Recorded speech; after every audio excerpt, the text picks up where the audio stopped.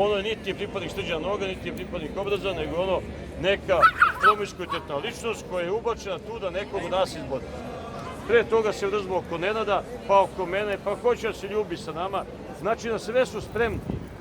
Mi smo juče ovdje vidjeli, i svi to dobro znaju, i policiju u civilu radi kao svoj posao, i policiju u uniformi. Vidjeli smo i neke promiskuitetne ličnosti koji su došli ovdje da odigraju onako kako im je rečeno. Mi treba ljudi da se otrgnemo od tog straha, od te policije. Ta policija, tu ima i čestitih ljudi, ali nekako izgleda da je to sve prevagnulo na one koji mogu da vrdaju tim končićima svojim i da upravljaju samo onim ljudima koji imaju psihosomatske poremećaje. Mene su juče htjeli da hapsi, poskidali svi mene. Pre toga 5 puta me legitimisali i onda je stala prazna marica pred mene i stala je puna marica, sa njih 7 ističali su ovdje u Srpskih Vladara, zaustavili saobraćaj i kaže dok ja tebe ljudim. Pa kažemo ljudi me slobodno, ja sam ovdje slobodno građan.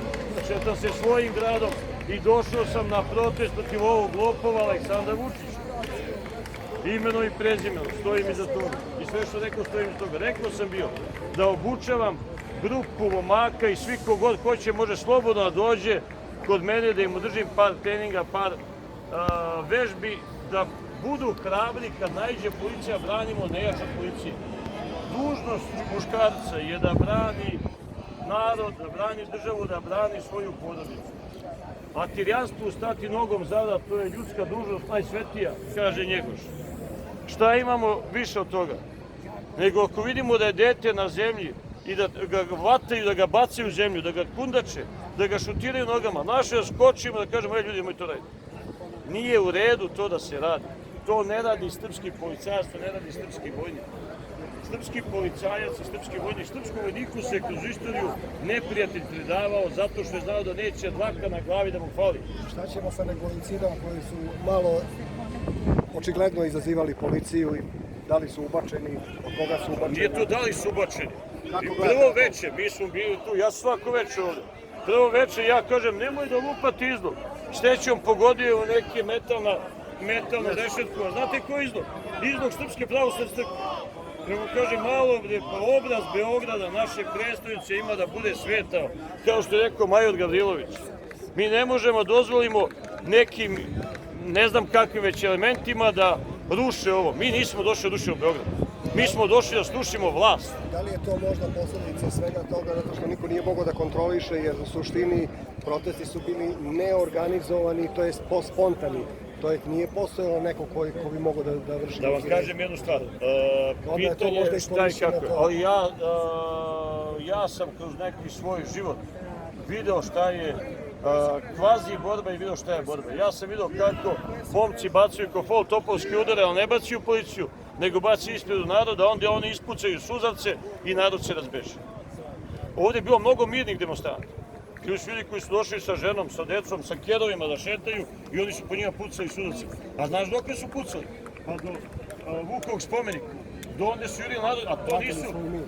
Odlično, a vidjeli ste kako su jurili? Jurili su konjima, jurili su kerovima, jurili su u okopima, jurili su na sve moguće načine, a onda je kriv Srđan Nogo zato što je hteo sa puškom za paintball da obeleži lopove koji su na prevaru pokušali da uđu u Skupštinu. Tako je!